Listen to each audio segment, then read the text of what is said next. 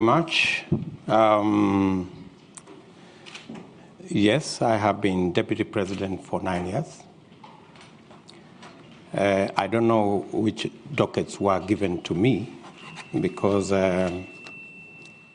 when President Uhuru Kenyatta formed government after the election, we've always had one president.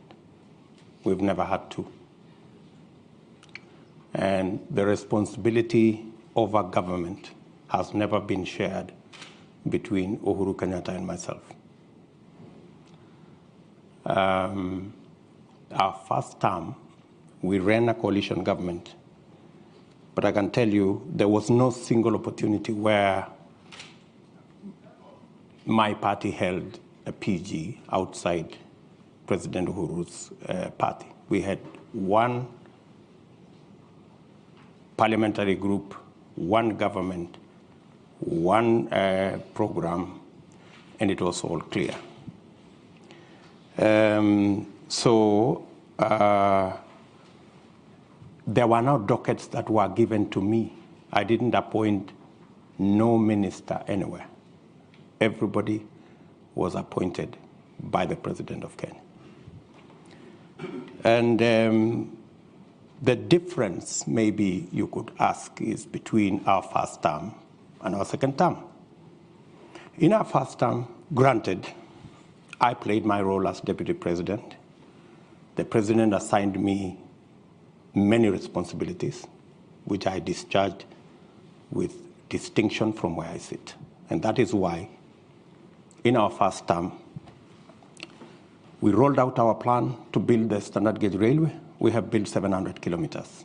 I was part and parcel of the entire delivery plan. We set out to build 10,000 kilometers of tarmac road in Kenya. By June this year, in 3 months or so, we will have actually done 11,000 kilometers. I sat long hours with officials in government to design how that was going to happen. Same case to our TVET program. Same case to all the other programs that we delivered on our first term. And to demonstrate our success, we were re-elected in our second term with twice the margin we had been elected in 2013, clearly demonstrating that the people of Kenya were happy with our delivery. Unfortunately, in our second term, because of the political dynamics that came into play, the president told me that he wanted to do things differently. And he didn't want what had become normal in Kenya, that this was Ruto. He wanted a Uhuru. And I had a candid discussion with him.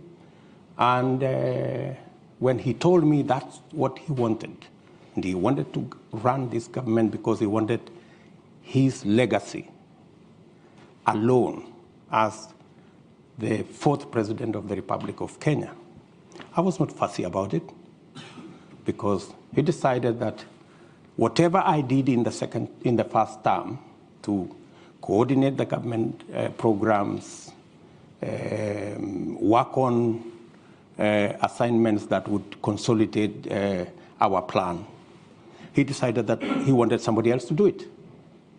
And I didn't complain. So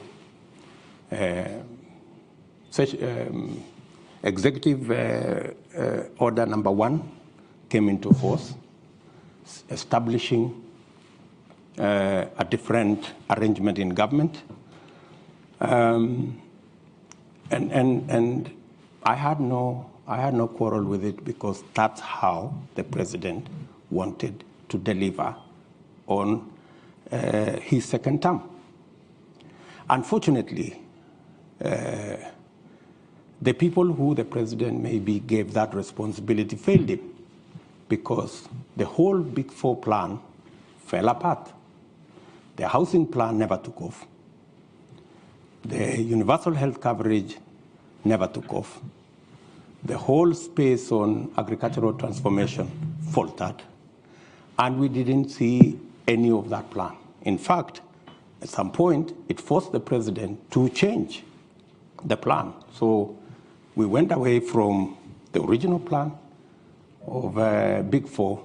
We ended up with another plan called BBI, changing the constitution, working on all the rest of it, which unfortunately, again, went up in smoke because it was purely unconstitutional.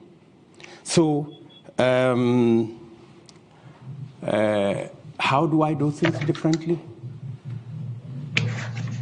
If we had done things the way we had done in our first term, making sure there are clear lines between the opposition and government so that government can be held to account, so that the opposition can play its role, so that instead of the opposition being lackeys and being brokers and being the ones organizing cartels in government and participating in corruption, they should be providing oversight. You're correct. You know, Kenya is in a worse place today. There is no oversight.